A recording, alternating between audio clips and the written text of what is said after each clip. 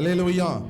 பரவாயில்ல, நல்ல அல்லேலூயா வருது. வாலிபர் மீட்டிங்கில் அல்லேலூயா சொன்னால் ரொம்ப நேரம் ஆக்குவாங்க. நீங்கள் நல்லா ஆசீர்வதிக்கப்பட்டவர்கள். அல்லேலூயா. வாலிப பிள்ளைங்களாம் பார்க்குறாங்க, எங்களை பெருமையாக பேசுவீங்கன்னு பார்த்தா இப்படி பேசுகிறீங்களா? சரி, இந்த காரியத்துக்காக நான் ஜெபம் பண்ணும்போது ஒரு காரியம் என்னென்னா, PS ராஜாமணி ஐயா ஒரு புக் எழுதியிருந்தார், குடும்பத்தை குறித்த ஒரு புக்கும். அதை நான் அந்த புக்கே வாசி முடிச்சிட்டேன். சரி, குடும்பத்தை குறித்த காரியத்தை எழுதும்போது நல்ல நோட்ஸ் இருந்துச்சுன்னு எழுதினேன். ஆனால் ஆண்டவர் உனக்கு ஒரு 3 வார்த்தை 4 வசனத்தை கொடுத்து இந்த வசனத்துலேருந்து எடுனாங்க. இந்த வசனத்துலேருந்து நான் வசனங்களை தேடி தேடி தேடி தேடி எழுதணும்.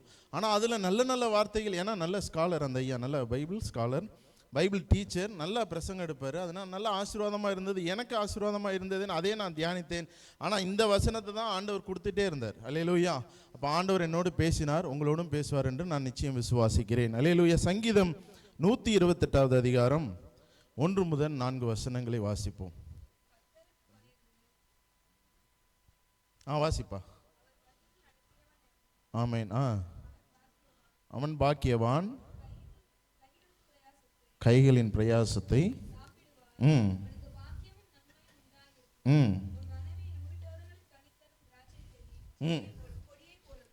நல்லா கரெக்டாக வாசிக்கணும். வாசிங்க. ஏன்னா 4 வசனம் தான், அந்த 4 வசனத்தில் தான் எல்லாமே. வாசிப்போம். உன் பிள்ளைகள் இருப்பார்கள்.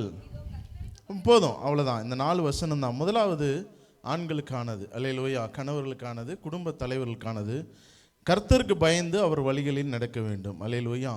தம்பி அந்த இதை போடுங்க. தேவன் விரும்புகிற குடும்பம். தெரியுதா? கண்ணு தெரியுறவங்களாம் ஒரு அல்லேலூயா சொல்லுங்க. தெரியுதான்னு கேட்டால் தெரியுதுன்னு சொல்லணும், இல்லைன்னா நான் ஜூம் பண்ண சொல்லணும். அல்லேலூயா. அப்போ தேவன் விரும்புகிற குடும்பம். கணவர் கர்த்தருக்கு பயந்தவர்களாக இருக்க வேண்டும். மனைவி கனிதரும் திராட்சை கொடியை போல் இருக்க வேண்டும்.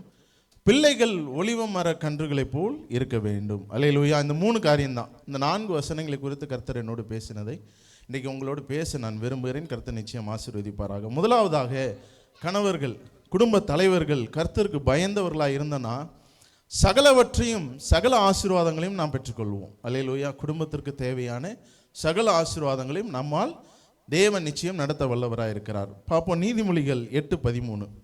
எல்லா நீதிமொழிகளே வரும் கணவர்களுக்கு, அடுத்து மனைவிகளுக்கும் நீதிமொழிகளே வரும்.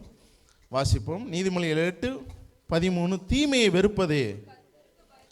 தீமையை வெறுப்பதே கர்த்தருக்கு பயப்படும் பயம். அல்லேலூயா. தீமையான காரியங்களை நாம் இருக்கும்போது கர்த்தருக்கு பயப்படுகிறவர்களாய் நான் இருப்போம் என்று அந்த வேத வசனம் கூறுகிறது. அப்போ முதலாவது நாம் என்ன பண்ண வேணுமா? தீமையான காரியங்கள் என்ன என்பது எனக்கு தெரியும். என் வாழ்க்கையில் என்ன தீமையான காரியங்கள் என்பது எனக்கு தெரியும். உங்கள் வாழ்க்கையில் எது தீமையான காரியங்கள் என்பது உங்களுக்கு தெரியும். அல்லேலூயா. அதை வெறுப்பதே கர்த்தருக்கு பயப்படுகிற பயம். அல்லேலூயா. அடுத்தது நீதிமொழிகள் 1:7 வாசிப்போம்.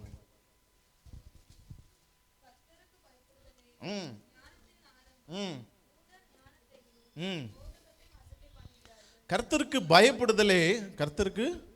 பயப்படுதலே கணவர். நான் சொன்னது கர்த்தருக்கு பயந்து அவர் வழிகளில் நடக்கிறவன். அப்போ கணவர்மார்கள் என்ன பண்ணும்? கர்த்தருக்கு பயப்படுகிற காரியங்களை நாம் பெற வேண்டும் என்று வாசித்தோம். கர்த்தருக்கு பயப்படுதலே ஞானத்தின் ஆரம்பம். இந்த குடும்பத்தை அவன் ஞானமாக நடத்துகிறான். ஒரு சில பேர் சொல்லுவாங்க, பார்த்துருக்கீங்களா?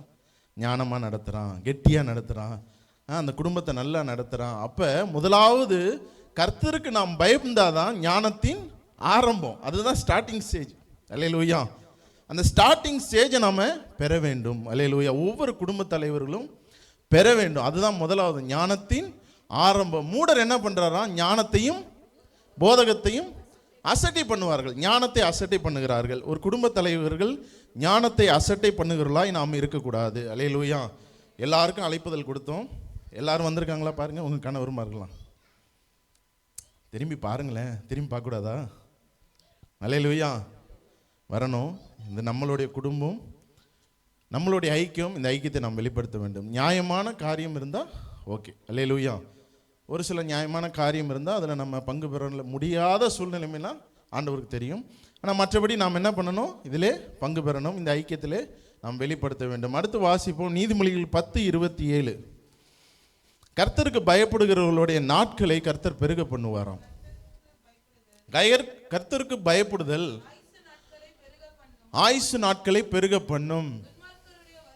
துன்மார்க்கருடைய வருஷங்களும் குறுகி போகும். அப்போ கர்த்தருக்கு பயந்தா ஆயுசு நாட்களை கர்த்தர் பெருக பண்ணுவாராம்.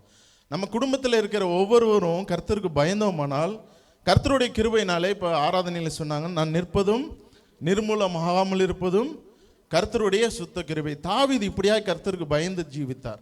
அவருடைய வாழ்க்கையில சில இழப்புகள், சில காரியங்கள் நடந்தது. காரணம், அவருடைய சில போராட்ட பிரச்சனைக்கு அவரை அனுமதித்தார். ஆனாலும் பின்பாக கர்த்தரிடத்தில் வந்து கர்த்தருடைய பாதத்தில் நின்று கர்த்தருக்கு பயந்ததினால் தான் இழந்தவற்றை எல்லாத்தையும் மீட்டு கர்த்தர் அபிஷேகம் பண்ணின திட்டத்தையும் நோக்கத்தையும் கர்த்தர் நிறைவேற்றினார். அல்லேலூயா. அதே போல நாம் கர்த்தருக்கு பயந்து ஒருவேளை தீமையான காரியங்களை செய்தோமானால் இந்த நேரத்தில் கர்த்தருடைய பாதத்தில் இருந்து கர்த்தாவே எங்களுக்கு உதவி செய்யும் என்று கேட்கும்போது நாட்களை பெருக பண்ணுவாராம். என்ன பண்ணுவார்? நம்மளுடைய குடும்பத்தில் ஆயுசு நாட்கள் பெருக பண்ணுவார்.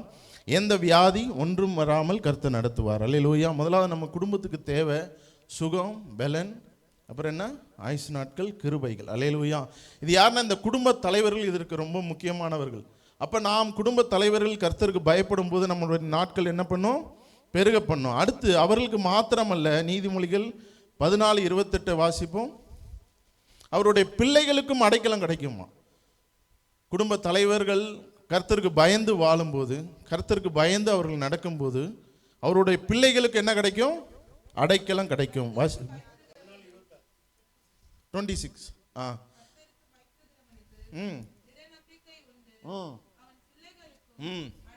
27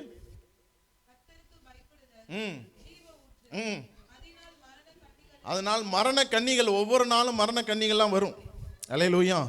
நம்முடைய வாழ்க்கையில யார் வாழ்க்கையிலும் வராதுன்னு சொல்ல முடியாது, வரும். கர்த்தருடைய கிருபையினால மேற்கொண்டு கொண்டே இருக்கிறோம். அல்லேலூயா. அடுத்த வசனம் 28. அப்போ 26, சாரி 26 ஒரு வாட்டி வாசிங்க. திட நம்பிக்கை உண்டு, அவன் பிள்ளைகளுக்கும் அடைக்கலம் கிடைக்கும். அல்லேலூயா. என் பிள்ளைக்கு அடைக்கலம் கிடைக்கணும். எத்தனை பேர் விரும்புகிறீங்க? அல்லேலூயா. என்னை விட என் பிள்ளை நல்லா இருக்கணும். எல்லாரோட பெற்றோரோட ஆசை என்ன? நான் 6வது படித்தேன், என் பிள்ளை 4வது படிக்கணும்னு விரும்புகிறவங்களாம் யாராவது இருப்பாங்களா? என் பிள்ளை ஹையர் செகண்டரி படிக்கணும், அடுத்து பெரிய டிகிரி முடிக்கணும், மாஸ்டர் டிகிரி படிக்கணும், முடிச்சாகணும், நல்ல இடத்துல என் பிள்ளையை நான் சம்பந்தம் பண்ணி கொடுக்கணும். எல்லாம் பிள்ளைகளுக்கு ஆசை. அப்போ பாருங்கள், பிள்ளைகளுக்கு அடைக்கலம் கிடைக்கணும்னா பெற்றோர்கள் நாம் பயப்படும் போது, கர்த்தருக்கு பயப்படும் போது, கர்த்தருடைய காரியத்தை நாம் செய்யும்போது பிள்ளைகளுக்கு என்ன கிடைக்கும்? அடைக்கலம் கிடைக்கும். அடுத்த வசனம் நீதிமொழிகள் 19:23. தீமை அவனை அணுகாதான். கர்த்தருக்கு பயப்படுகிறதுனாலே, கர்த்தருக்கு பயப்படுதல், அதை அடைந்தவன் திருப்தி அடைவான். அவனுடைய வாழ்க்கை எப்படி இருக்குன்னு வேதம் சொல்லுகிறது. திருப்தியாயிருப்பான், திருப்தி அடைந்திருப்பான், திருப்தியான நிலையில இருப்பான். தீமை என்ன பண்ணாதான்? அவனை அணுகாது. அல்லேலூயா. அவனை அணுகாதுன்னா அவன் குடும்பத்தை அணுகாது, அவள் பிள்ளைகளை அணுகாது. அல்லேலூயா. அப்ப கர்த்தருக்கு பயந்தவர்களாய் நாம் இருக்க வேண்டும். அடுத்ததாக நீதிமொழிகள் 22:4.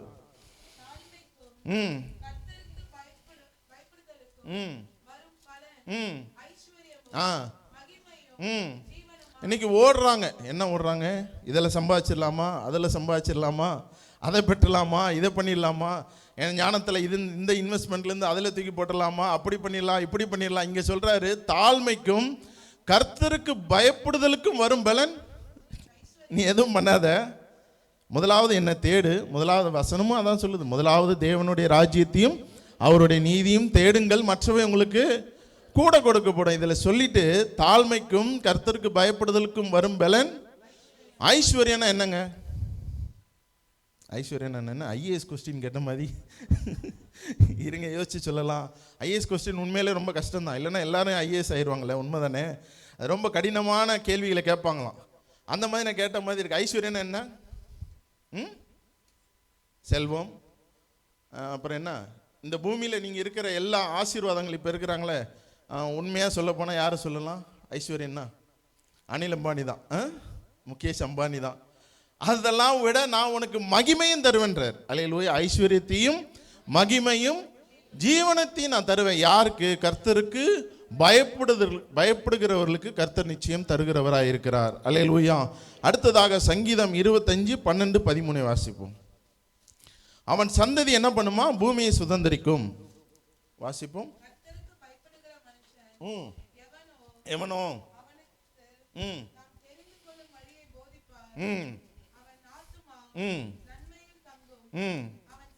அவன் சந்ததி பூமியை என்ன பண்ணுமா? சுதந்தரித்துக் கொள்ளும். நாம் ஆவிக்குரியவர்கள், இந்த பூமி நமக்கு சொந்தமல்ல. ஆனால் ஆண்டவர் சொல்றார், இந்த பூமியிலே உன்னை நான் ஆசீர்வதிப்பேன். யாரை? கர்த்தருக்கு பயப்படுகிறவர்களுடைய சந்ததி இந்த பூமியை சுதந்தரிக்கும்.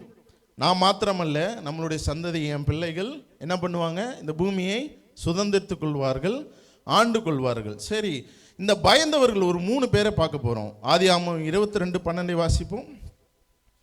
கர்த்தருக்கு பயந்த 3 பேரை கர்த்தர் எப்படி ஆசீர்வதித்தார்? பிள்ளையாண்டான் மேல் உன் கையை போடாதே. ஆபிரகாமை பார்த்து ஆண்டவர் சொல்றார், உன் பிள்ளையாண்டான் மேல் உன் கையை போடாதே, அவனுக்கு ஒன்றும் செய்யாதே, புத்திரன் என்றும் உன் ஏக சுதன் என்றும் பாராமல் எனக்காக ஒப்பு கொடுத்தபடியா நீ தேவனுக்கு பயப்படுகிறவன். யாருக்கு பயப்படுகிறவன்? தேவனுக்கு பயப்படுகிறவன் என்று இப்பொழுது அறிந்திருக்கிறேன். அல்லேலூயா. ஆபிரகாம் பெற்ற ஆசீர்வாதத்தை நாம் வாசிக்கிறோம். பூமி தாங்கலையாம். அல்லேலூயா. எப்படியா? பூமி தாங்கலை. தலைமை போதகர் சொன்னார் ஒரு ஊழியக்கார மீட்டிங்கில், ஆபிரகாமை தேவன் தெரிந்தெடுத்து பிரிக்கும் போது இங்கே இருக்கிறாரு, அவர் எங்கே போய் சொல்கிறாரா? இங்கே போய் சொல்கிறார். எப்படி? இங்கேருந்து இப்படி ஆப்போசிட், அப்படியே டைரக்ஷன் இங்கே வரணும். நீ மேப்பில் பார்த்தீங்கன்னா இங்கேருந்து இங்கே வரணும். அப்படியே கீழ்ப்படிந்தாராம். அல்லேலூயா. பயந்தது மாத்திரமல்ல, கீழ்ப்படிந்தார். கீழ்ப்படிந்தது மாத்திரமல்ல, விசுவாசித்தார். அல்லேலூயா. அதனால தான் அவருடைய ஆசீர்வாதத்தை பூமி என்ன பண்ண முடியல? தாங்க முடியல. அல்லேலூயா. அடுத்து ஒருத்தரை கர்த்தர் ஆசீர்வதிக்கிறார். ஆதியாகமம் 42:18. கர்த்தருக்கு பயந்ததினால்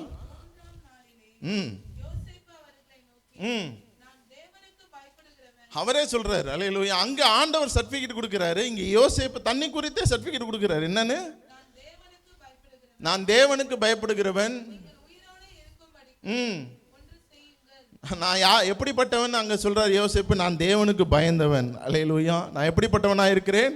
தேவனுக்கு பயந்தவனா இருக்கிறேன். அதனால நான் என்ன பண்ண மாட்டேன்? உங்களுக்கு ஒரு நாளும் பொல்லாப்பு செய்ய மாட்டேன். சகோதரர்களை பார்த்து அந்த காரியங்கள் வருது, உங்களுக்கு நான் ஒரு நாளும் பொல்லாப்பு செய்கிறவனாய் மாற மாட்டேன். காரணம் ஒன்றே ஒன்று தான், நான் தேவனுக்கு பயந்தவன். அல்லேலூயா. யாருக்கு பயந்தவன்?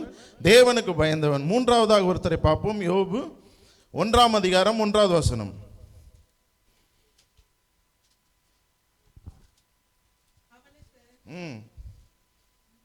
யோபு 1:1. ஒரு ஊரை பத்தி சொல்றாங்க. வாசிப்பா. யோபு என்னும் பெயர் கொண்ட ஒரு மனுஷன் இருந்தான். அந்த மனுஷன் உத்தமனும் சன்மார்க்கனும் தேவனுக்கு பயந்து பொல்லாப்புக்கு விலகுறவனவா இருக்கிறான். தேவனுக்கு பயப்படும் போது நாம் எப்படி பண்ணுவோமா?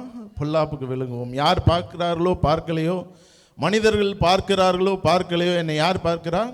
தேவன் பார்க்கிற போது என்ன பண்ணுவோமா? பொல்லாப்புக்கு விலகுறலாய் இருப்போம். அல்லேலூயா. அப்ப கர்த்தருக்கு பயப்படுகிற குடும்ப தலைவருக்கு ஞானம், நீண்ட ஆயுள், பாதுகாப்பு, ஜீவன், திருப்தி, ஐஸ்வர்யம், கனம், கிருபை. அல்லேலூயா.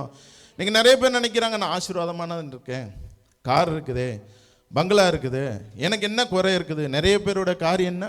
எனக்கு எல்லாமே இருக்குது, கார் இருக்குது, பங்களா இருக்குது, காசு இருக்குது, எனக்கு தான் ஒரு குறைவுமே இல்லையே. கர்த்தருடைய கிருபை இல்லைன்னா இந்த ஆசீர்வாதங்கள்லாம் ஒரு நாள் இழந்து போகக்கூட சூழ்நிலைமை வரும். அல்லேலூயா. நேற்று ஒரு ஊழியரோடு பேசி கொண்டிருந்தேன். அப்போ அவர் சொன்ன காரியம், 100 கோடி ரூபா சொத்து இருக்கும் அவர்கிட்ட. எவ்வளோ? 100 கோடிக்கு மேலே தான் இருக்கும். நான் இப்போ கேட்டேன், ஏன்னா சொத்து பத்திரத்தெல்லாம் நீங்கள் பார்த்துட்டு இருந்தீங்களா அப்படின்னு. நல்ல ஊழியக்காரர், என்னோட நல்லா பேசுவார். அப்போ சொல்லும்போது, ஏன்னா நீங்கள் பார்த்துட்டு இருந்தீங்களான்னு கேட்கும்போது, 100 கோடிக்கு மேலே தான்ப்பா இருக்கும். அப்போ அப்படி சொன்னார். சரிண்ணே, ஏன் சொல்லுங்கள். கர்த்தரை தேடுன்னு பல நாட்களாக கூப்பிட்டோம். வேற சபை போதகர் கூப்பிட்டு இருந்தாராம். ஒரு நாள் கூட கர்த்தரை தேடுறதுக்கு அவருக்கு மனசு இல்லை. அவர் மனைவிக்கு நல்ல விசுவாசம். ஒரே மகன், இப்போ கேன்சர். என்னது? கேன்சர், கொடிய கேன்சர், ஸ்டேஜ் 4 என்னமோ வந்துருச்சான். இப்போ என் சொத்தை எல்லாத்தையும் நான் கொடுக்குறேன். எத்தனை? இப்போ நான் 100 கோடி வச்சிருக்கிறேன். எனக்கு அப்புறம் யார் வரணும்? என் சந்ததி வரணும். என் ஆள்றதுக்கு யார் இருக்கணும்? என் மகன் இருக்கணும். அதனால தானே அது பிரயோஜனமாக இருக்கும். இப்போ என் சொத்தை எல்லாத்தையுமே உன்கிட்ட கொடுக்குறேன், என்ன பண்ணு. அப்போ அந்த ஊழியர் சொன்னாராம், உன் சொத்தை என்ன பண்ணு, குப்பையில் போடு. நீ விசுவாசிச்சா போதும். ஆண்டவருக்கு என்ன தேவையில்லை? பணம் தேவையில்லை. ஆண்டவருக்கு என்ன தேவை? அர்ப்பணிப்பு தேவை. ஆண்டவருக்கு என்ன தேவை? நீ விசுவாசித்தால் தேவனுடைய மகிமையை காண்பாய். அல்லேலூயா. அப்போ இன்னைக்கு எல்லாமே இருக்குங்க. நான் ஏங்க தேடணும்? நான் ஏன் பயப்படணும்? நான் ஏன் கர்த்தருடைய சமூகத்துக்கு வரணும்? இங்கே வேதத்தில் வாசிக்கிறோம், கர்த்தருக்கு பயந்து நடக்கும்போது நிச்சயமாய் கர்த்தர் ஆசீர்வதிப்பார், அவர் வேலையடைத்து பாதுகாப்பார். அல்லேலூயா. அடுத்ததாக ரெண்டாவது டாபிக் என்னது? மனைவி வீட்டோரங்களில் கனிதரும் திராட்சை செடியை போல் இருப்பார்கள். யோவான் 15:4-5.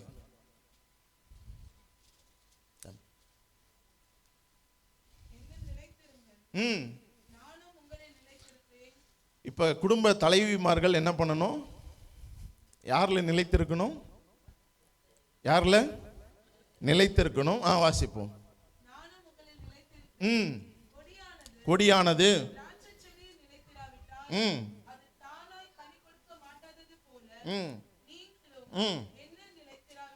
எண்ணில் நிலைத்திராவிட்டால் கனி கொடுக்க மாட்டீர்கள். அல்லேலூயா. இப்போ கனி கொடுக்கணும். மனைவிமார்கள் கனி கொடுக்கிற வாழ்க்கையில் வந்தால் அந்த குடும்பம் ஆசீர்வதிக்கப்படும். அல்லேலூயா. குடும்ப தலைவர்கள் பயந்து நடந்து கர்த்தருக்கு நடந்தார்கள்னா குடும்பம் ஆசீர்வதிக்கப்படும். மனைவிமார்கள் கனி கொடுக்கிறவர்களாக இருந்தால் அந்த குடும்பம் ஆசீர்வதிக்கப்படும். அல்லேலூயா. பக்கத்தில் பார்த்து சொல்லுங்க, மனைவிமார்கள் கனி கொடுக்கிறவர்களாய் இருக்கிறீர்களா? அதனால தான் நாங்கள் உட்கார்ந்துருக்கிறோம். நாங்கள் இந்த சபைக்கு ஆசீர்வாதமாக இருக்கிறோம். அல்லேலூயா. நீங்களாம் கனி கொடுக்கிறவர்களாக இருக்கிறீர்கள் நான் நிச்சயமாய் விசுவாசிக்கிறேன். அல்லேலூயா. அப்போ வாசிப்போம். நானே திராட்சை செடி. யாரு? ஆண்டவர் தான் திராட்சை செடி. நீங்கள் கொடிகள், ஒருவன் என்னிலும் நான் அவனிலும் நிலைத்திருந்தால் மிகுந்த கனிகளை கொடுப்பான். என்னை அல்லாமல் உங்களால் ஒன்றும் செய்ய முடியாது. அல்லேலூயா. ஒரு குடும்பத்தையும் நடத்த முடியாது. அல்லேலூயா. உங்களுக்கு என்னென்னலாம் திறமை இருக்கோ அதை பார்த்து நீங்களே சொல்லுங்க. உங்களுக்குள்ள ஏறி நிற்கும்ல. என்ன, நேற்று கூட அந்த ஊழியர்கிட்ட சொல்கிறேன், நான் காலையில் கூட சொன்னேன்ல, நான் வாழ்க்கையில் என் வாழ்க்கையில் எப்போயும் இருக்கக்கூடாது. போ எப்போயும் இருக்கக்கூடாதுன்னு. அது என்னடா தம்பி போ அப்படின்னாரு. பேய் போ அப்படின்னேன். அண்ணா ஒழுங்காக சொல்லியா? போனால் பெருமை, அப்புறம் பொறாமை. அல்லேலூயா. என்னது? பெருமையும் பொறாமையும். நல்லா பேசுறியடா, சூப்பரானாரு, ஆண்டவரோட கிருபனை அப்படின்னு. அப்போ பாருங்க, பெருமை ஒரு மனுஷனுக்குள்ளே வந்தால் என்ன ஆகும்? இப்போ அவர் சொல்லிட்டார், நல்லா பேசுறியடா, சூப்பராக பேசுறியடா, ஊன்னு சொல்லிட்டா என்ன ஆகும்? பெருமை வந்துடும். அடுத்து ரெண்டாவது வார்த்தையே வராது. சாம் சுந்தரை அழகாக சொன்னார். ஒரு நாள் உடன் ஊழியர் என்ன பண்ணாராம், அந்த சபையில் பிரசங்கம் பண்ணுறது ரொம்ப கடினம். ஏன்னா ஒன்று ஃபாரினர்ஸ் வந்து மெசேஜ் பண்ணுவாங்க, இல்லைன்னா ஐயா தொடர்ந்து மெசேஜ் கொடுப்பாரு. ஒரு உடன் ஊழியர் நல்லா பேசக்கூடிய உடன் ஊழியரை நீ சாயங்காலம் மெசேஜ் கொடுன்னு அனுப்பிட்டாராம். அந்த மெசேஜுக்கு அவர் என்ன பண்ணிட்டாரோ, நல்லா ப்ரிப்பேர் பண்ணிட்டார். 3 நாளாக நல்லா ப்ரிப்பேர் பண்ணி எழுதி வசனங்கள், தாட்ஸு அப்படி நல்லா ப்ரிப்பேர் பண்ணிவிட்டு போயிட்டார். போகும்போது வீரநடை, ஏன்னா ஸ்டேஜ் கொஞ்சம் பெருசு இல்லை, அப்படி ஏறி வேகமாக போனாராம். சாம் சுந்தரையா கீழே தான் உட்காந்துருந்தாராம். என்ன எப்போ விட இவன் நடை கொஞ்சம் ஒரு மாதிரியாக இருக்கு அப்படின்னு நினச்சாராம். நடையை பார்த்தா வித்தியாசம் தெரியும்ல. இப்போ என் மகன் நடக்கிறதுக்கும் அவன் கையில் ஏதாவது கிடச்சா அவன் நடக்கிற ஸ்டைலை பார்த்து நான் கண்டுபிடிச்சிடுறேன். அல்லேலூயா. கொஞ்சம் ஒரு மாதிரி ஸ்டைலாக இருக்கும். என்ன இவன் இப்படி நடக்கிறானே, எப்போவுமே அப்படி நடக்காதவன் திடீர்னு இப்படி நடக்கிறானே. மேலே போய் பிரசங்கத்தை ஸ்டார்ட் பண்ண ஆரம்பிச்சாரான். ஒரு வார்த்தை கூட வரலையா. என்னடா நல்லா பேசுகிறவன் தானே, நல்லா ஊழியம் செய்கிறவன் தானே, ஏன் வரல? இரவெல்லாம் ஜெபிச்சுட்டு வந்தேன்னு வேற சொன்னாராம். எப்படி சொன்னாராம்? இரவெல்லாம் ஜெபிச்சுட்டு இருக்கேன் ஐயா, கர்த்தருடைய வார்த்தை வந்து. ஏன்னா மாலை ஜெபத்துக்கும் பல ஆயிரம் பேர் வருவாங்க. அங்கே எத்தனை பேர் வருவாங்க? பல ஆயிரம் பேர் வருவாங்க. எல்லா கூட்டத்தையும் பார்த்தவர் தான். இப்போ நான் ரெகுலராக இந்த பிள்ளைகளை பார்க்குறேன், உங்களை பார்க்குறேன், அவங்க முன்னாடி பேசுறதுக்கும் திடீர்னு என்னை கொண்டு போய் 1000 பேர் முன்னாடி பேச வைக்கிறதுக்கு வித்தியாசம் இருக்குது. அப்போ என்னடா, ரெகுலராக பார்க்குற கூட்டம் தானே, அதே கூட்டத்து மத்தியில் தானே நீ நிற்கிற, ஏன்டா பயந்த? அப்போ தான் அவர் சொன்னாராம், கொஞ்சம் பெருமையோடு ஏறினையா. எப்படி ஏறினேன்? ஆண்டவரோட சமூகத்தில் கொஞ்சம் பெருமையோடு ஏறினேன். வார்த்தையே வரலையா, இறங்கிட்டார், கீழே இறங்கிட்டார், பிரசங்கம் பண்ணல. அதுக்கப்புறம் சுந்தரையா மீதி மெசேஜை முடிச்சுட்டு, உன் இருதயத்தில் உண்மையை சொன்ன பற்றியா நீ ஆசீர்வதிக்கப்பட்டவன். அல்லேலூயா. அப்போ நம்மளுக்குள்ள என்ன வரக்கூடாது? பெருமை வரக்கூடாது. அடுத்து பொறாமை வரக்கூடாது. அவர்கிட்ட நான் சொன்னேன், பெருமை வந்தால் ஆண்டவர் அடிப்பார், பொறாமை வந்தால் நாமளே அடிச்சுக்கணும். எப்படி அடிச்சுக்கணும்? ஒரு செங்கல் எடுத்துக்கோங்க, நீங்களே உங்களை தலையில் அடிச்சுக்கோங்க. ஏன்னா பொறாமை என்ன பண்ணுமா? இப்போ எக்ஸாம்பிள், என் 2 தங்கச்சிங்க இருக்காங்க. என்ன சிரிச்சிட்டீங்க? நான் சொல்லவே வரலையே. சொல்லுங்க, எதுக்கு சிரிச்சிங்க? ஏதாவது ஒரு பாயிண்ட் சொல்லுங்க.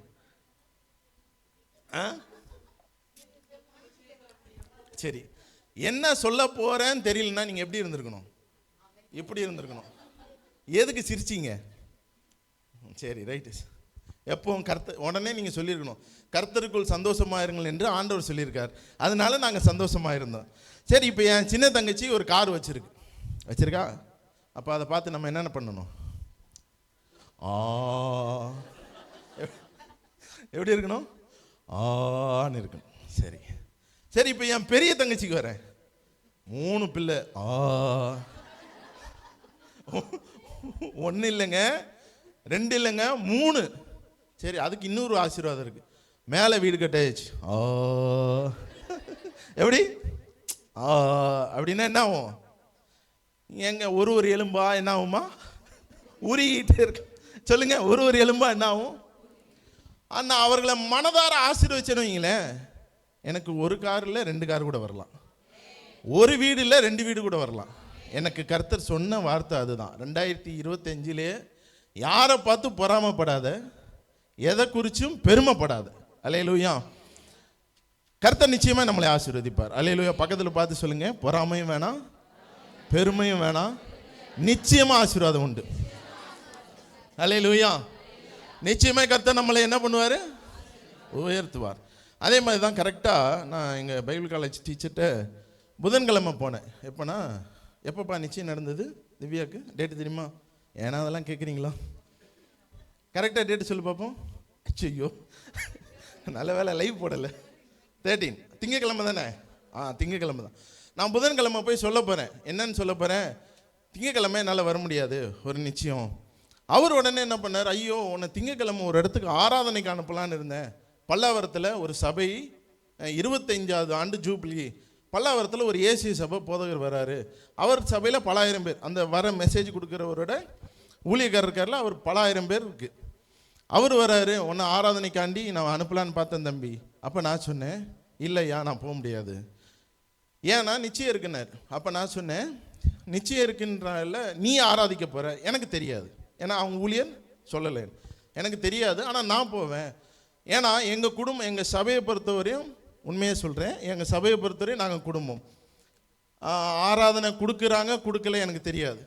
அங்கே போனால் அவர் சொன்னார், உனக்கு 4-5 ஊழியர்கள் பழக்கமாவாங்க, உனக்கு அழைப்பு வரும், நீ போகலாம். அப்போ நான் சொன்னேன், என் சபையில் மீட்டிங் இருக்கும்போது நான் போக மாட்டேன். எப்படி? என் சபையில் நான் மீட்டிங் இருக்கும்போது நான் போக மாட்டேன். அப்போ நம்மளுக்கு என்ன வரும்? 4-5 பேர் கிடைக்குமா, 4-5 சபைகள் கிடைக்குமா? கர்த்தர் உங்களை உயர்த்தினா மேன்மையாய் வைப்பார். அல்லேலூயா. 4-5 இடம் இல்லை, 40 இடம் இல்லை, 400 இடத்துக்கு கூட்டு போவார். அல்லேலூயா.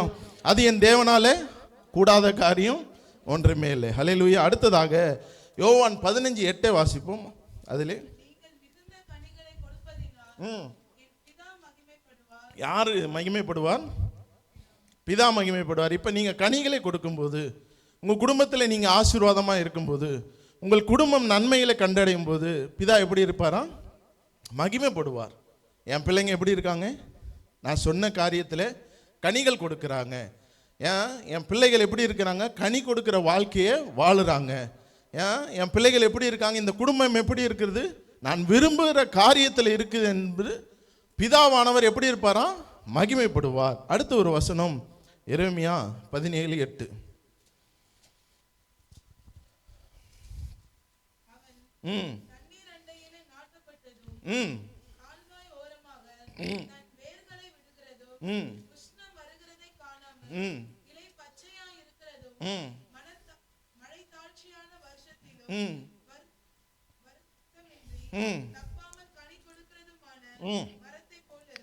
எப்பெல்லாம் கனி கொடுக்குமா?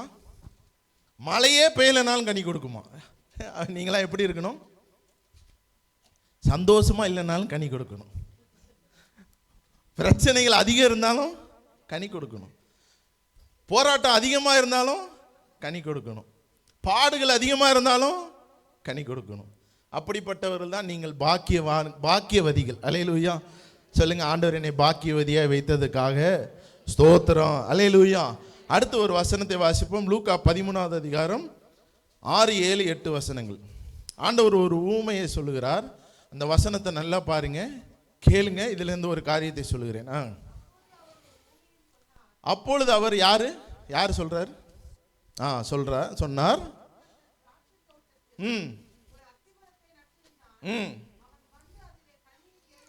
நல்லா பாருங்க. அதில் கனியை தேடின போது ஒன்றும் காணவில்லை. அப்பொழுது அவன் தோட்டக்காரனை நோக்கி, இதோ 3 வருஷமாய்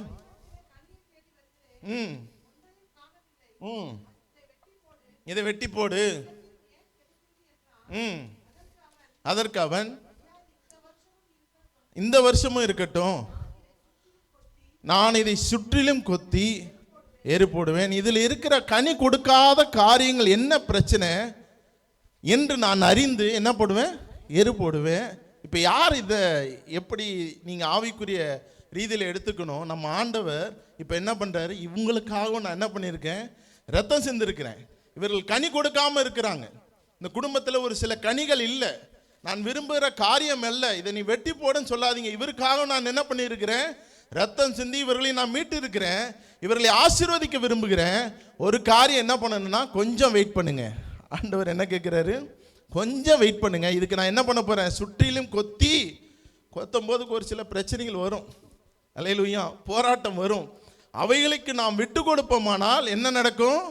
எரு போடுவேன். அப்ப என்ன நடக்குமா? இதுல என்ன கனி இல்லாத காரியங்களை எதனால கனி கொடுக்க முடியல, எதனால இல்லைன்னு யார் ஆராய முடியும்? ஆண்டவரால தான் மட்டும் காரியங்களை என்ன பண்ண முடியுமா? ஜெயமாய் மாற்ற முடியும். யாரால முடியும்? ஆண்டவரால மட்டும்தான். இப்ப ஆண்டவர் சொல்ற, சுற்றிலும் என்ன போடுவேன்? எரு போடுவேன். கனி கொடுத்தால் சரி, கொடாவிட்டால் இணை வெட்டி போடலாம். அப்ப பாருங்க, கனி கொடுக்கிற காரியம் நம்மள்ட்ட இல்லைன்னா ஆண்டவர் இடத்துல வரும்போது ஆண்டவர் நிச்சயமா எந்த காரியங்கள் கனி கொடுக்கலையோ அந்த காரியங்களிலிருந்து கர்த்தர் விடுதலை தருவார். அல்லேலூயா. அவர் சொல்றார், கொத்துவார், எரு போடுவார். அவைகளில் ஒருவேளை கனிகள் என்ன பண்ணலாம்? கொடுக்கக்கூடிய காரியமாய் மாறலாம். அல்லேலூயா. இன்றைக்கு வாழ்க்கையில் ஒரு சில தடைகள், முன்னேற முடியல. ஏன்? கணவர்களால் கர்த்தருக்கு பயந்து வாழ முடியல, மனைவிகளால் கனி கொடுக்க முடியல. இந்த குடும்பத்தினுடைய காரியத்தில் கணவர்மார்கள் நிச்சயம் கர்த்தருக்கு பயந்தார்களானால் பெரிய ஆசீர்வதிக்கப்பட்ட குடும்பமாக இருக்கும். அல்லேலூயா. மனைவிமார்கள் நிச்சயமாய் கனி கொடுப்பார்களானால் அவர்கள் ஆசீர்வதிக்கப்பட்டவர்களாக இருப்பார்கள். அல்லேலூயா. அடுத்ததாக ஒரு வசனம், நீதிமொழிகள் 31 எடுத்துப்போம். எல்லாரும் எடுத்துக்கொள்ளுங்க.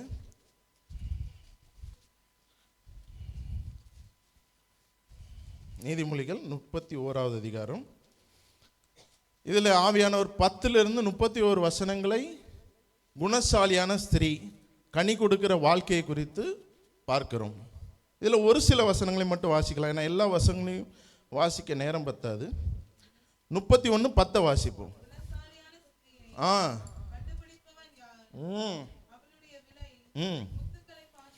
குணசாலியான ஸ்திரியை கண்டுபிடித்தவங்களாம் ஒரு அல்லேலூயா சொல்லுங்க.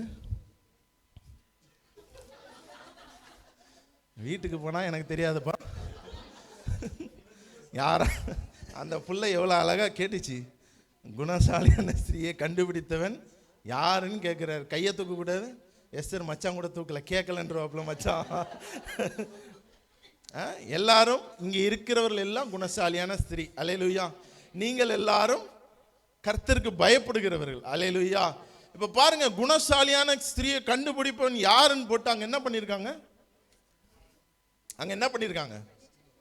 போட்டிருக்காங்களா? பாருங்களேன், பைபிளை பாருங்களேன். கொஸ்டின் மார்க் போட்டிருக்காங்களா? சரி. அப்போ நான் சொல்லணும், நான் குணசாலியான ஸ்திரியை கண்டுபிடித்திருக்கிறேன். அல்லேலூயா. சொல்லிட்டேன். அல்லேலூயா. இப்போ பாருங்க, என் தங்கச்சிமார்கள்லாம் உண்மையிலே நான் நிச்சயத்தெல்லாம் சொல்லியிருக்கேன். நான் எல்லா நிச்சயத்திலும் எல்லாருக்கும் சொல்லியிருக்கேன். நான் அப்படியே இருந்துக்கோங்க. அல்லேலூயா. உங்கள் வீட்டுக்காரரை எங்களை துரத்தி அடிக்கூடாது. இங்கே வா, நீ தானே சொன்னாலே குணசாலியான ஸ்திரீன்னு. ஒரு நாள் ஃபுல்லாக இருந்துப்பார், காலையிலேருந்து நைட்டு வரையும். கல்லை விட்டுலாம் அடிக்க விட்டுற மாட்டீங்க. இதுவரையும் போனவர்களுக்காய் ஸ்தோத்திரம். எத்தனை பேர் வந்திருக்கீங்க? 1. வேற யாரு? இன்னொரு தங்கச்சி வந்துச்சு எங்க? 2, 3. இன்னும் ஒரு சில பேர் வரல. சரி, அவர்களுடைய சூழ்நிலை என்னன்னு தெரியல. இப்போ இவர்கள்லாம் அடிக்கல, அப்பனா குணசாலியான ஸ்திரீயாய் இருக்கிறீங்க. அவங்க மனசுல என்ன ஓடுதுன்னு எனக்கு தெரியாது. அவர்களுடைய மனசு நான் ஆண்டவர் கிடையாது. அல்லேலூயா. இப்போ பாருங்க, குணசாலியான ஸ்திரீயை கண்டுபிடிப்பவன் யார்? நான் சொல்லியிருக்கேன். ஆனால் என் தங்கச்சிங்கெல்லாம் உண்மையாலே எல்லா என் கூட பிறந்த தங்கச்சிகள் தான். கல்யாணம் பண்ணி போறவர்கள் எல்லாருக்கும் நான் உங்க கணவர்கிட்ட சொன்னது போல நீங்கள் எல்லாம் குணசாலியான ஸ்திரீகள். அல்லேலூயா. வாசிப்போம்.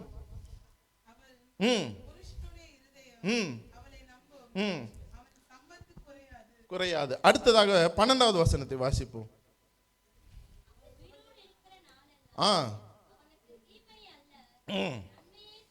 அதாவது இந்த கனி கொடுக்கிற ஸ்திரீகள் எப்படிப்பட்டவர்கள் அதை தான் பார்க்கிறோம். அல்லேலூயா. அவங்க எப்படிப்பட்டவர்களா இருக்கிறாங்களா? அவன் உயிரோடு இருக்கிற நாளெல்லாம் அவனுக்கு தீமை அல்ல. யாருக்கு? அவங்க கணவருக்கு எப்படி செய்கிறாங்களாம்? நன்மையே செய்கிறார்கள். அல்லேலூயா. அதனால் நான் விசுவாசிக்கிறேன், நீங்கள் இருக்கிற எல்லாரும் நன்மையை தான் செய்திருக்கிறீங்க. அதற்காக ஸ்தோத்திரம். அல்லேலூயா. பைபிள் காலேஜில் ஊழியக்காரரு சொன்னார், 1995 ஊழியத்துக்காண்டி போயிட்டு இருந்தாராம். அல்லேலூயா. கேட்குதா? ஒரு தட்டு ரோட்டில் வந்து விழுந்துச்சான். என்னடா, அவர் சைக்கிளப்பா, இப்போ புல்லெட்டு கொடுத்து ஆசீர்வச்சு வச்சுருக்காரு. போயிட்டு இருக்கும்போது எனக்கு கொடுத்த டைம் 1/2 மணி நேரம், கரெக்டாக முடிச்சிடுவேன். அல்லேலூயா. அப்போ பாருங்கள், ஏன்னா தங்கச்சி வந்து அஜெண்டா கொடுக்கும்போது, அண்ணா இந்த அஜெண்டாவை படிங்க நினச்சி, என்னடான்னு பார்த்தா ஷார்ட் மெசேஜ். என்ன மெசேஜ்? Short message. ஏன்ப்பா ஷார்ட் மெசேஜ் தானே கொடுக்கணும் அப்படின்னா, நீங்கள் லாங் மெசேஜ் கூட கொடுக்கலான்னு நினச்சி. அப்போ நீங்கள் லாங் மெசேஜ் தானே எழுதியிருக்கணும் அப்படின்னு. இல்லை, நீங்கள் எப்படி வேணால் கொடுங்க, ஆவியானவர் உங்களை எப்படி நடத்துகிறாரோ. நான் ஷார்ட் மெசேஜோடு முடித்தேன், கரெக்டாக 1/2 மணி நேரத்தில் முடிச்சிடறேன். அப்போ தட்டு வந்து விழுந்துச்சான். என்னடா அது தட்டு வந்து விழுகுது, ஒரு வேளை காணிக்கையா? ஊழியத்துக்கு வந்த புதுசில் எல்லாத்தையும் காணிக்கதான்னு நினைப்பாங்க. அப்படின்னு நினச்சி பார்த்தா சோறோடு வந்து விழுகுதான். சாப்பிட்டு தானே வந்தோம். என்னன்னா பார்த்தா மாடியிலேருந்து ஒரே சண்டை. சோத்துல உப்பும் இல்லை, ஒன்றும் இல்லை. என்ன சோறு சமைக்கிற, என்ன சமையலாக செய்கிறேன்னு சொல்லிட்டு தட்டு பறந்து வந்து விழுவுதான். இப்போ ஜென்சி காலத்தில் இருக்கும் அப்படின்னு சொன்னார். ஜென்சி தானே சொல்கிறாங்க, அப்படி தானே? என்னென்ன பேரோ வைக்கிறாங்க, 90s கிட்ஸு, 2K கிட்ஸு, அப்புறம் இப்போ ஜென்சி, அப்படி தானே? இப்போ எந்த காலத்தில் இருக்கோன்னா, ஒரு வீட்டுக்கு போனாராம். இப்போ காலம், புதுசாக கல்யாணம் ஆனவங்க, பாஸ்டர் நீங்கள் வந்தே ஆகணும் எங்கள் வீட்டுக்கு சாப்பிட. அப்போ இப்போலாம் நான் ரொம்ப போகிறது இல்லை, நீங்கள் வந்தே ஆகணும். சரின்னு போனாங்க. என் மனைவி சமைக்கிறான், புதுசாக கல்யாணம் ஆனவங்க. சரிப்பா, மட்டன் குழம்பு, அவருக்கு நான்வெஜ் அவ்வளோ பிடிக்காது. சரின்னு சொல்லி போட்டால் சாப்பிட்டாராம், உப்பு இல்லை. ஒருவேளை நம்ம ரொம்ப நாளாக சாப்பிடாதனால மட்டன் இப்படி தான் இருக்குமோன்றத யோசனை வருது. சாப்பிட்டா உப்பு இல்லையா?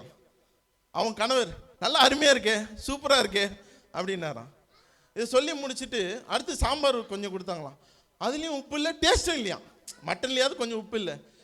சரி ரைட்டு, அதையும் அவங்க கணவர் வந்து சூப்பராக இருக்குது, அருமையாக இருக்குது, நல்லா இருக்குது. ஏன் அவர் அப்படி சொன்னார்னா, இப்போ இருக்கிற ஜென்சி காலம் அப்படி இருக்குது அப்படின்னு சொல்லி சொன்னார்.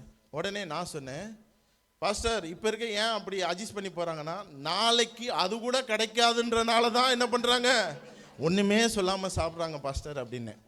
உட்காந்து இவங்கள மாதிரி உட்காந்துருக்கும் போது தான் உடனே எல்லாரும் சிரித்தாங்க.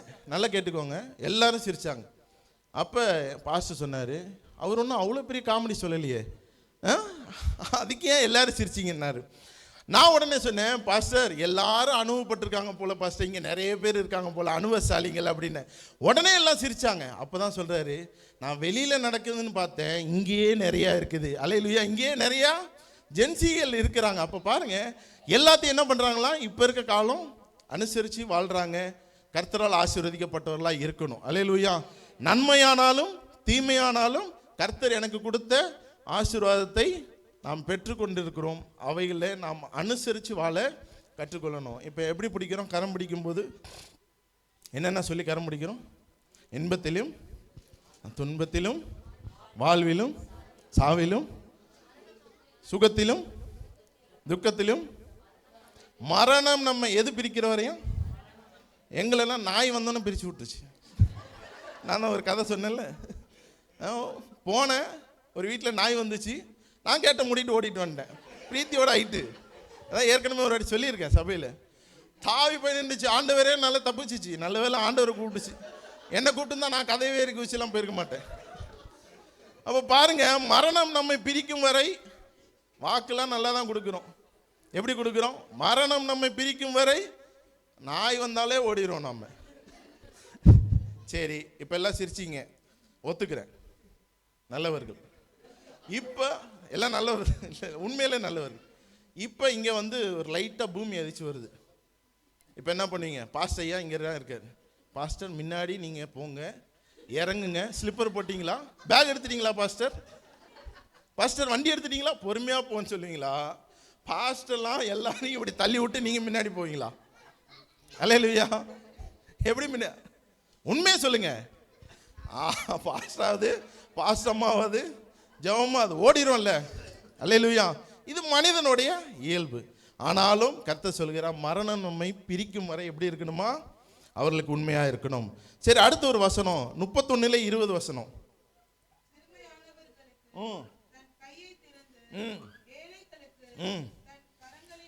இந்த கனி கொடுக்கிற மனைவிமார்கள் எப்படி இருப்பாங்களாம்? சிறுமையானவர்களுக்கு தன் கையை திறந்து ஏழைகளுக்கு. மறந்துடாம நீங்க என்ன பண்ணுங்கன்னா, இந்த நீதிமொழிகளில் கனி கொடுக்கிற மனைவிமார்கள் இந்த வசனத்தை எத்தனைலேருந்து வாசிக்க சொல்லியிருக்கேன்? 10லிருந்து 31 வீட்டில் போய் வாசிங்க. ஏன்னா நேரம் இருக்காது, அதனால நான் ஒரு 2 காரியத்தை மட்டும் சொல்லிடுறேன். அடுத்தது 23வது வசனம். அவன் புருஷன் தேசத்து மூப்பர்களோடு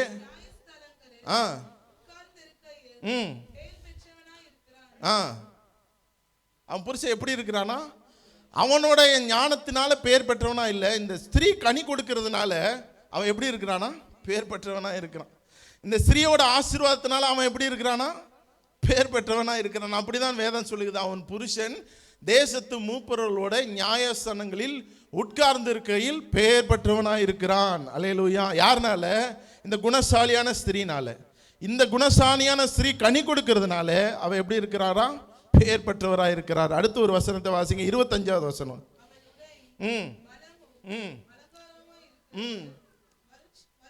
வருங்காலத்தை குறித்து நம்மளாம் என்ன சொல்றோம்? ஆண்டவரே எப்படி சிஸ்டர் போகுது? ஐயோ கேட்காதீங்க பிரதர். சிஸ்டர் எப்படி இருக்குது? ஐயோ போராட்டம் தான். ஆனா அவங்க என்ன பண்றாங்களாம்? குணசாலியான ஸ்ரீ வருங்காரியங்களை குறித்து மகிழ்கிறாளாம். அல்லேலூயா. எப்படி குணசாலியான ஸ்ரீ கனி கொடுக்கிற ஸ்திரீ எப்படி இருக்கிறாளாம்? வருங்காலத்தை பற்றி அவளுக்கு என்ன இல்லை? பயம் இல்லை. ஏன்னா அவர் குணசாலியான ஸ்திரீ, கனி கொடுக்கிற ஸ்திரீ. அதனால என்னவா? வருங்காரியத்தை குறித்து பயமே இல்லை, அவ மகிழ்வாள். அல்லேலூயா.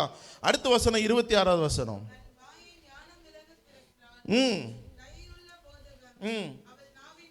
இருக்கிறது. அடுத்து 27. அவள் என்ன அப்பத்தை புசிக்கல?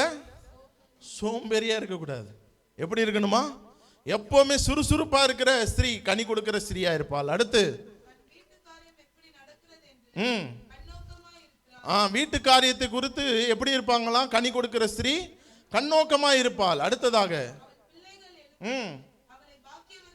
அவன் பிள்ளைங்க எப்படி சொல்லுவாங்களாம்? சொல்றாங்களா அவங்க பிள்ளைங்க? பாக்கியவதின்னு யாரெல்லாம் சொல்லியிருக்காங்களா? அல்லேலூயா. அடுத்தது வாசிப்போம். இதான் முக்கியம், எல்லாம் கவனிங்க. இங்க கனி கொடுக்கிற ஸ்திரீ எப்படி இருப்பாளாம்? அவன் புருஷன் வாசிப்பா அவளை பார்த்து.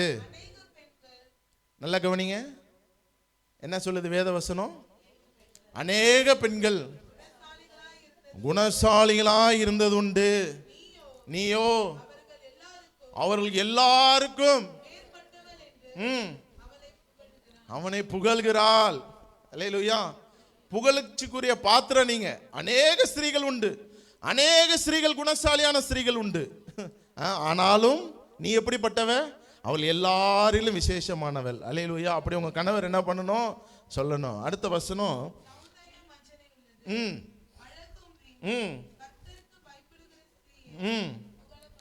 அடுத்து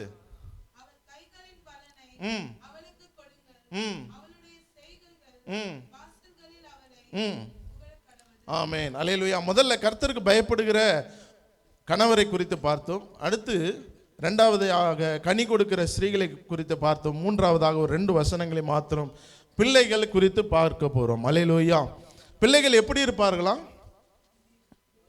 ஒலிவமர. எரேமியா 11வது அதிகாரம் 6வது வசனம். ஒலிவ மரத்தை குறித்து வேதத்தில் ஒரு சில காரியங்கள்.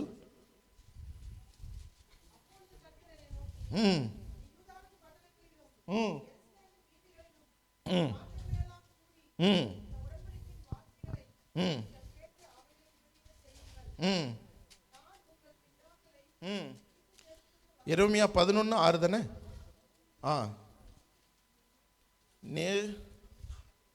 பச்சையமான ஒலிவ மரம் என்ற வசனம் வரும் பாருங்க. எரேமியா 11:6.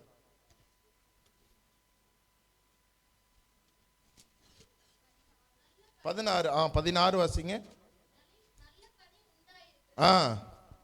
அந்த வசனம் தான். நேர்த்தியும்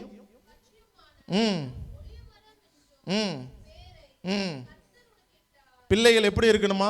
நல்லா கவனிங்க. என்ன பேர் இட்டிருக்காதான்? பச்சையான ஒலிவ மரம். இந்த ஒலிவ மரமாய் நீங்க இருக்க வேணும். பிள்ளைகள் கவனிக்கிறீங்களா? எப்படி இருக்கணுமா? பிள்ளைகள் எல்லாம் கவனிங்க. பெற்றோர்களுக்கு முடிஞ்சு போச்சா? முடிஞ்சு போச்சு. கணவருக்கு முடிஞ்சு போச்சா? அம்மாவுக்கு முடிஞ்சு போச்சு. இப்போ யாரு? பிள்ளைகள். நீங்கள் எப்படி இருக்கணுமா? ஒலிவ மர கன்றுகளை போல நீங்கள் இருக்கணும். வேதம் அதான் சொல்லுகிறது. நல்ல கனி உண்டாயிருக்கிற நீங்கள் எப்படிப்பட்ட கனி? நல்ல கனி உண்டாயிருக்கிற நேர்த்தியும் பச்சையுமான ஒலிவ மரம் என்ன பேரை கர்த்தர் உனக்கு இட்டார். அல்லேலூயா. அப்போ கர்த்தர் உங்களுக்கு எப்படி இட்டிருக்கார பேரை? நல்ல ஒலிவ மரம், கனி கொடுக்குற ஒலிவ மரம். நீங்கள் எப்படிப்பட்ட ஒலிவ மரம்? பக்கத்தில் பாருங்க, பிள்ளைங்க பாருங்க, இங்கே பாருங்க, கவனிங்க. நீங்களா எப்படிப்பட்ட பிள்ளைகள்? கனி கொடுக்கிற பச்சையான ஒலிவ மரம். அடுத்த வசனம் யோவேல் 14:6. அலங்காரமான ஒலிவ மரம். வாசிப்போம்.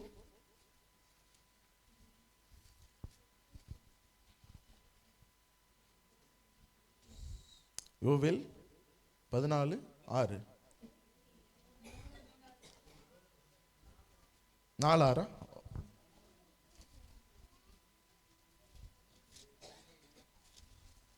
சரி, ஒரு வசனத்தை வாசிங்க. அடுத்து நான் சொல்றேன். சங்கீதம் 52:8.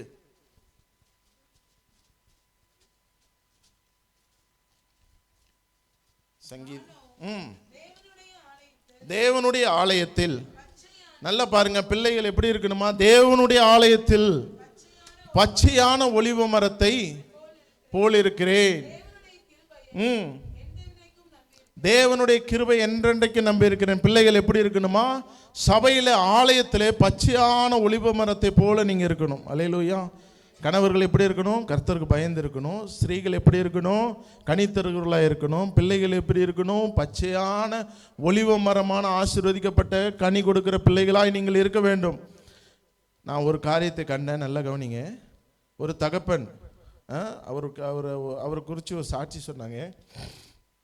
ஒரு ஊரே அடித்து ஓட விடுவாராம் அவர். என்ன சாட்சி?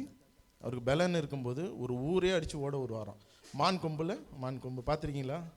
காட்டில் வாழ்கிறவங்க தான் தெரியும், இல்லைன்னா இந்த வேட்டையாடுறவங்களுக்கு தெரியும். அதை கையில் வச்சார்னா ஒரு ஊரே அடித்து ஓட விடுவார்ப்பா அப்படின்னு சொல்லுவாங்க. அவரை கேள்விப்பட்டிருக்கிறேன், நான் பார்த்ததில்லை. அடுத்து என்ன பண்ணான்னா, அவரை ஒரு சின்ன பையன், ஒரு சண்டை நடக்குது ஊரில், அதில் கீழே தள்ளி விட்டான். கீழே விழுந்துட்டார். என் கண்ணால் நான் பார்த்ததை சொல்கிறேன். அவருக்கு என்ன ஆயிடுச்சு தெரியுமா? மனசு கஷ்டமாயிடுச்சு. வயசாயிடுச்சு.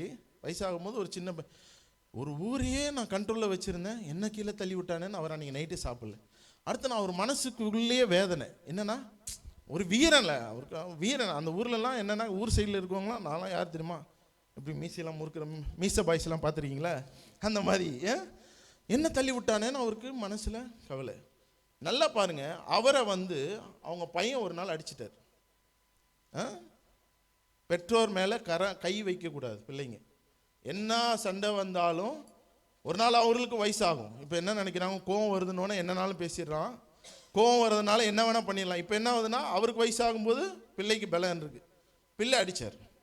சரிங்களா? யாருக்கு பலன் இருக்குது? பிள்ளைக்கு பலன் இருக்குனால அப்பாவை அடிச்சிட்டார். இப்போ இந்த பிள்ளை இருக்கான் பார்த்தீங்களா, யார் அடித்தான் பார்த்தீங்களா? என் கண்ணால் பார்த்தது தான் சொல்கிறேன். அவன் பிள்ளை அடிச்சுட்டான். எப்படி இருக்கு? நல்லா கவனிங்க. அப்பாவை பிள்ளை அடித்தான், இந்த பிள்ளைய அவங்க பிள்ளை அடிச்சிட்டான். அப்போ நீ என்ன பண்ணக்கூடாது? தாயும் தகப்பனையும் கனம் பண்ணுங்க. உங்கள் ஆயுசு நாட்கள் நீடித்து இருப்பதற்கு கனம் பண்ணுங்க. நீங்கள் ஆசீர்வாதமாக இருப்பதற்கு கனம் பண்ணுங்க. அப்போ நீங்கள் என்ன பண்ணக்கூடாது? பெற்றோர் மேலே ஒரு நாளும் என்ன பண்ணக்கூடாது? கை வைக்கக்கூடாது. அல்லேலூயா. அப்போ நீங்கள் எப்படி இருப்பீங்களா? ஒலிவ மர கன்றுகளை போல இருப்பீங்க. பச்சையான ஒலிவ மர கன்றுகளை போல இருப்பீங்க. கர்த்தர் உங்களை ஆசீர்வதிப்பார். அல்லேலூயா. அடுத்ததாக ஆதியாகமம் 8:11 2 வசனம் தான் முடிக்க போகிறேன்.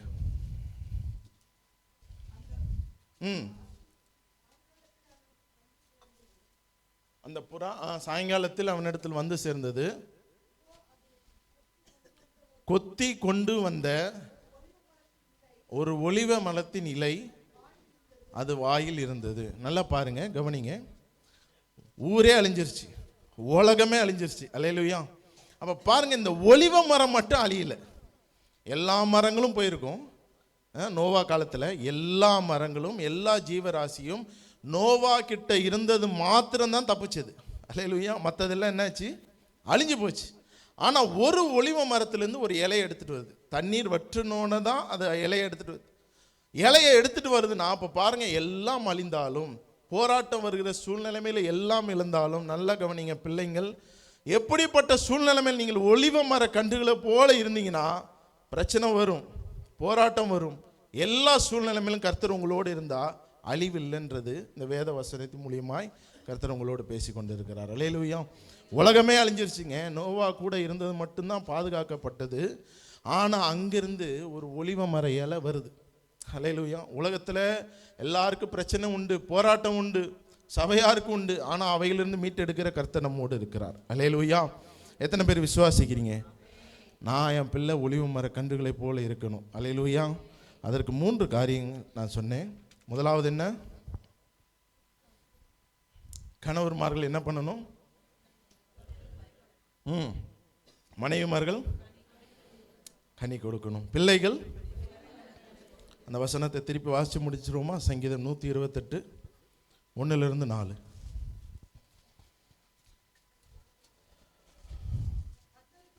கர்த்தருக்கு பயந்து அவர் வழிகளில் நடக்கிறவன் எவனோ அவன் பாக்கியவான். உன் கைகளின் பிரயாசத்தை நீ சாப்பிடுவாய், உனக்கு பாக்கியமும் நன்மையும் உண்டாயிருக்கும். உன் மனைவி உன் வீட்டோரங்களில் திராட்சை கொடியை போல் இருப்பாள்.